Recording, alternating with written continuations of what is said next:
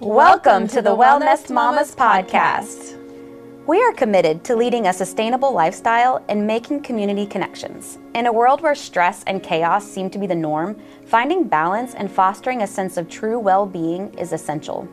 Whether you are just beginning your holistic wellness journey or are already deeply dedicated to the practice, this podcast is for you. Join the Wellnest Mamas as we uncover the secrets to holistic wellness and discover the power of building a healthy community that supports and uplifts one another. Sit back, relax, and get ready to embark on a transformative journey to leading a sustainably healthy lifestyle. We're glad you're here.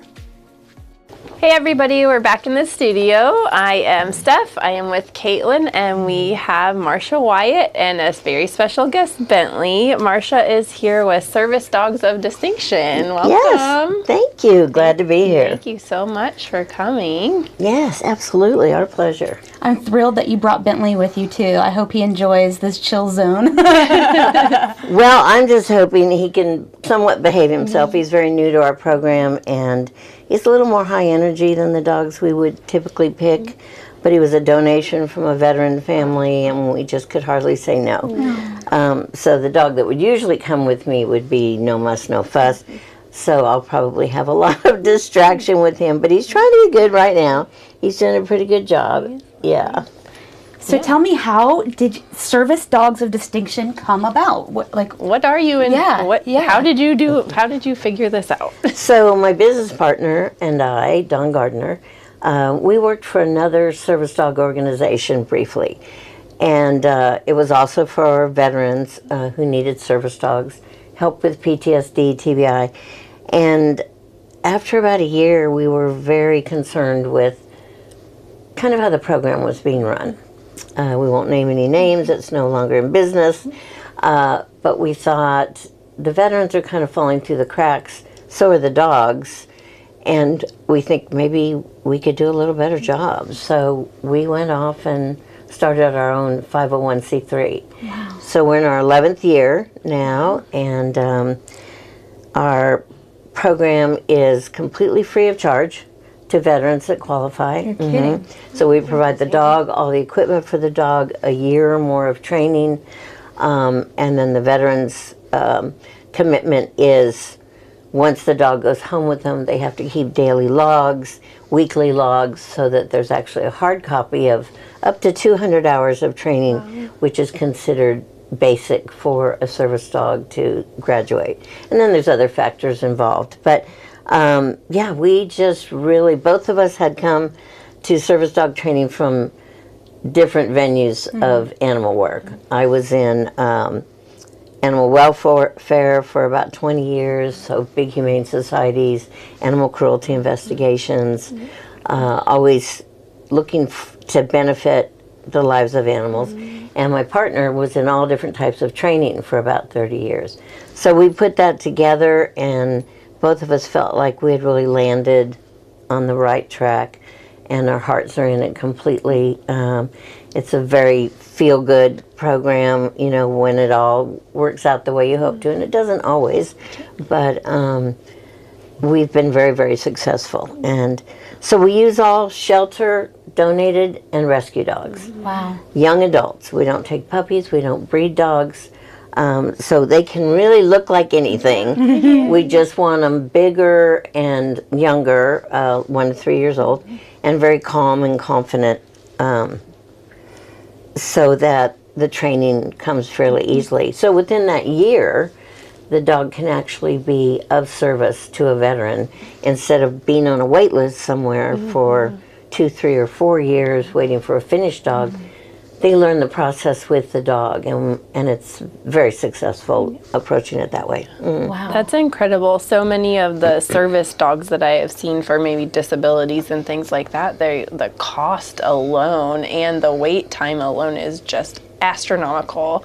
I think someone told me a few days ago, actually like a week or two ago, she was looking for a service dog for her daughter, and it was $20,000, and they had a 3-year wait list, and her daughter was 5 or something. It was for seizures. Right. And I was just like blown away. So to be able to offer this in our area is just Wow. And that's really low end, Yeah. 20,000. Yeah. They go up to 40, and the wait lists are getting longer and longer. So, you know, we're not going to get everybody because some people want a finished product. They have the money to pay for it. But what we know is if you haven't learned what the dog has learned, within a very short period of time, the dog will start unraveling to a certain extent. I mean, if they know the handler doesn't know and they're not being asked, it'll kind of go away, those behaviors that they might have learned. My dog has me trained very well. They are, Like, they I do are not great have him, people but- trainers. Yes. Much better than we are dog trainers. Exactly. So there's reasons, you know, that both approaches work, but we know that many veterans are not wealthy, and now they're working with a disability, and there may only be one income in the home. So the problem of coming up with that kind of money is astronomical. I can actually relate to this. My husband's a disabled veteran, and he has suffered from TBI and PTSD, so that's something that I didn't even know that this existed, honestly. We do have 2 shelter dogs. Yeah, that's good. They're not very well trained, though. That's all right. At least you can admit it. They are lights in our lives. I can't absolutely. describe how like intuitive they are with the emotions and just being connected. And I just see what you're doing is such a gift, and just grateful that this exists. Well, now you know. And we also are available to just help with training. If you're not looking specifically for service dog, finished service dog, we also do some emotional support animal training, which is just a little less intense. We work with civilians as well. That is a paying side of the program, but it's a very reasonable fee because, again, we know people and families with disabilities do not have the money that's typically required. So we try to make the service available to as many as possible, and you know, the science behind how dogs help people with all kinds of problems is there. But there's also a little bit of mystical part of it that's magic that we can't put our finger on, yet we see it unfold as the relationships build, and it gives me chills to talk about that, because just one day the dog will offer something or notice something that's going on with the individual, and they'll come to class almost in tears because they're like, I never taught him that. I never told him that. I was just doing that. Good boy. Thank you. Good job. Focus. Yeah, so it's science-based, and it's also miracle-based, and that's the really incredible part of it. Yeah. Love that. It's all gentle training, right? Like it is.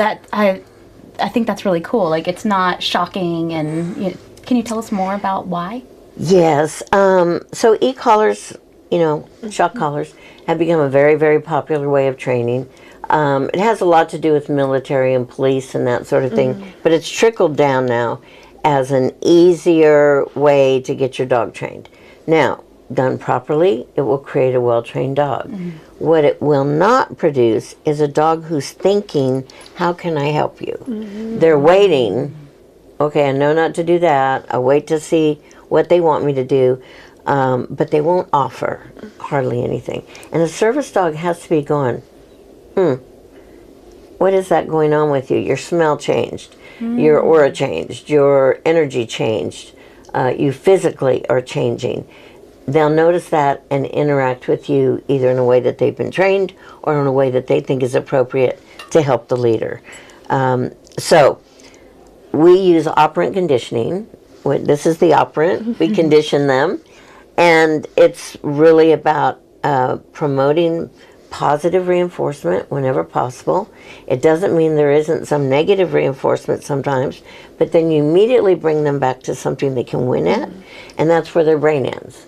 So I'd say, like, if I tell him really firmly, leave it, and he leaves it, good, leave it. So it's almost, you got this personality change, but what he remembers was, good, leave it. Yeah, I did a good job. I did that. He did. I don't know what I left, but I was good for. So we can add those kinds of behaviors, and then mostly we use hand signals. Okay. Because dogs don't speak English.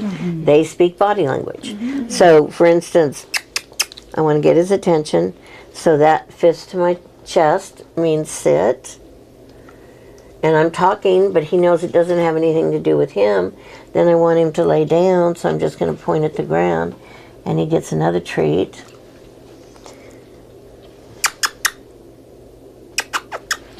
I want him to stand up. He still hears me talking, but it doesn't apply to him. He's waiting for me to give him a hand signal. Wow. So they learn so quickly. And actually what we use is a clicker to reinforce. So the behavior that we want, the minute we see it, like, I'm going to click for that. Wow. That tells him right answer. And then the treat says, and here's how we reinforce the right answer. And I'm trying to find a little treat in there. There we go. Got them down to crumbs. And they learn, as long as they're food motivated and not, leave it. Good. See, there we go. He got a little poke for visiting. He turned and looked at me, and then I clicked and said right answer, and got a reward. Good. So if he offers something, which he's offering, calm, confident behavior. Good. He offered another behavior. So I know they seem very simple, but this all translates into more elaborate behaviors as we go down the road. Yes. Absolutely. So it takes a full year. At least. Okay. Some dogs, and I mean, every team is different, depending on the veteran, depending on the dog, how quickly they bond, how committed they are to their homework. All of those things factor in. So it could be even 15 months. And then we've had a few graduate at 9 months. When we've had little genius dogs, not like him, and a handler who is in tune with all that. And they just fly through. So we base it on each team where they're ready to move forward to and when they're ready to get some evaluation testing. Cool. And is there like a graduation ceremony? We do. We do. We don't do anything huge because our classes are small, 2 to 5 people. Okay. Because veterans with PTSD have a lot of anxiety, a lot of concern about being in public places. They don't want to show up and have 50 people there that they don't know. So we keep the classes small, familiar. It builds the trust between us and them and their other classmates. So we graduate classes. Okay. So even though we may graduate, 15 people in a year, it might be 2 here and 3 there and 4 there. So the graduations are, we bring all the other classes in. Of course, we have cake and, snacks and pictures, and they can bring family if they want to. So it's not overwhelming, but still, makes a point of saying you have made a huge step in getting better with your disability. Yeah.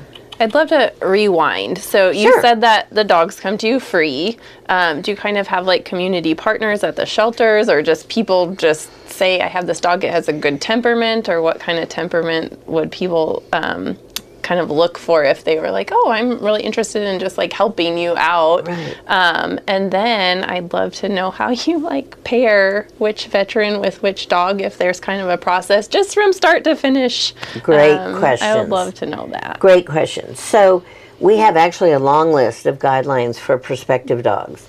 And some of the basics are 1 to 3 years old, 50 to 80 pounds, calm, confident behavior, housebroken, crate trained if possible, some leash training, social, no aggression of any kind, no high prey drive, no excitability, no diggers, no jumpers. I mean, we have a we have a long list. Not that we couldn't untrain those things, but we don't want to spend 6 months untraining, and then we get to start with going forward. So we need dogs that already have a pretty good foundation. I know, I love you too. No, stop, buddy. And people that want to donate, their heart is in the right place, but very often it's a dog they can't manage, and so they think, well, they're dog trainers, and it would be perfect. They'd get to be with somebody all the time. But the dog may not actually be wired in a way where he's going to be comfortable. It's not just about training. If he's an excitable, anxious, nervous dog, having to be spending 90% of its time just laying and waiting would be torture. Like for a lot of dogs. It's like taking an ADHD kid and saying, okay, now we're going to sit in this room for 10 hours, don't do anything, don't draw, don't make noises, don't... Really, it's very similar. So we have to be pretty specific when we get them. The bigger dogs can offer help with veterans who have mobility issues. Maybe they're in a wheelchair, maybe their balance is not good. And then there's just something about a bigger dog that provides more emotional comfort. Sure. We do get people that bring their own dogs occasionally. Often they're smaller dogs. So we get this great big Navy SEAL come in and he's got a miniature dachshund. We're like, okay, well, if that's where the bond can is. easily come along. Yeah. I have a Great Dane, so I fully understand the gentle giant emotional support thing. Right. So we have a lot of guidelines. And we have to turn a lot of people down. I probably look at 10 dogs for everyone that we accept. We still pay shelter fees. We are willing to pay fees to somebody who's made an investment in a dog. But typically, if it's individuals, they donate them. Yeah. And then going to how do we know who goes with who? We say we like to let the dog do the picking. Aww. So I always in the back of my mind, kind of because we get to know the veterans before they start working with the dogs, you kind of get a sense of that energy and that energy might be good. Or that personality and that personality might be good. But bottom line is the dog has to take to that person and be really interested in them and willing to work with them, not simply because we're doing treat training. And so we watch for that. And they may work with various dogs 4 or 5 times, and then we start getting a good sense of, this is probably going to be a good match. But if the dog is really take it or leave it, sometimes we'll turn them loose in a room with some of the veterans and just see who they gravitate to. So we try to give them as much input as possible because really, I think they're better pickers than we are. Yeah. They really are. They have. I like the cute one. Like that kind of thing. At a shelter where they did that, and they released a dog into a crowd of potential adoptees, and the dog would pick the person, and then there'd be like tears, and I was like, "That is really." I saw that, and there's like 50 people in the room. I'm like, is that really real? I'm not sure, but I love it. I lost my soul dog last year, and I had her for 16 years, and I got her at the shelter, and she was a week and a half old, maybe. The first time I was able to meet them, they were confiscated from someone who went to prison. But she was with the mom, and they had this whole litter, and of course all the puppies were everywhere, and it was this situation, and I just stepped in, and I'm playing with all the puppies, and she's off sitting on the side, and someone was recording when we were meeting them. And she's sitting off to the side, and like all the puppies got it out of their system, and then she just kind of sauntered over to me and sat down and just looked up. And I was like, I want that one. I think she picked me. And then, of course, they couldn't leave the mom yet. And so we went back several times, and same thing. She would sit and wait and then come to me and just sit at my feet and look up. And then I went back, and I hadn't claimed her or adopted her. She was the very last one available on the day that I was like, okay, I'm in a position that I actually have thought about this. I can adopt her. She was the last one available, and I was like, okay, she's my dog. And she was just, she was a nut and not trained very well because I was in my 20s and didn't know anything about dog training, but she was just so sweet. But having them have the ability to pick their person is incredible. I have a very similar story for my soul dog who passed away 5 years ago. And it was that same, going to visit the litter, everybody was all over me. She was just quietly sitting to the side. I get that. I relate to that completely. And you know when it's your soul dog. Oh, yeah. I mean, you just know. It's the one unlike any before or any after. But us dog people, we always have to have dogs. Yes. And I feel like there's so many out there that need someone who cares. Which is why, you know, coming from shelter backgrounds, I told my partner, we absolutely are going to only use donated shelter or rescue dogs. We're not getting into the business of buying well-bred dogs because they don't work out any better. If you look at the big programs that have long-time breeding programs with service dogs, it's a 50% washout rate. 50%, starting with a puppy. You hear the people outside. Is that somebody? What are they doing? Good luck. So we're like, why would we waste that kind of amount of time? Yeah. Although those programs, you know, go ahead and adopt the dogs out to other people, it's still an income for them.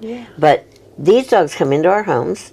They don't live in kennels. They are crated at night, but they're part of the family. We don't ever want them to have feel separated from a family environment, being part of a pack, being part of all the social activities that go on.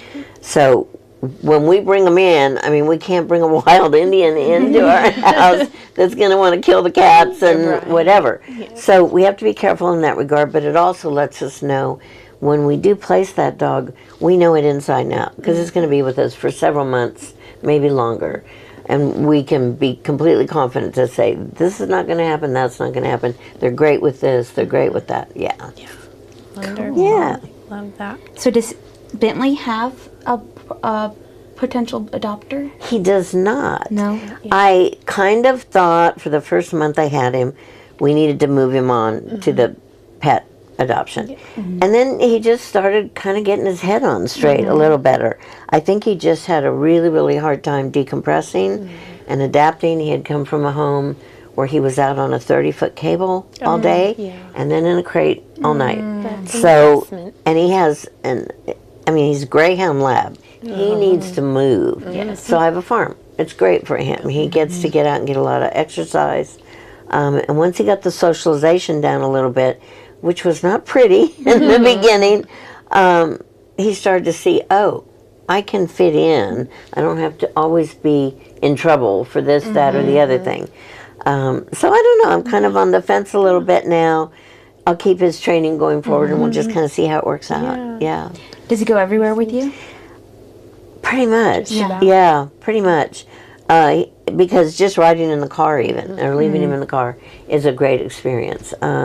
He learns to be patient and quiet and not worry so much about where I'm at. And then wherever I can, I'll take him in, and where I feel like I can manage him and whatever else I'm doing. Yeah.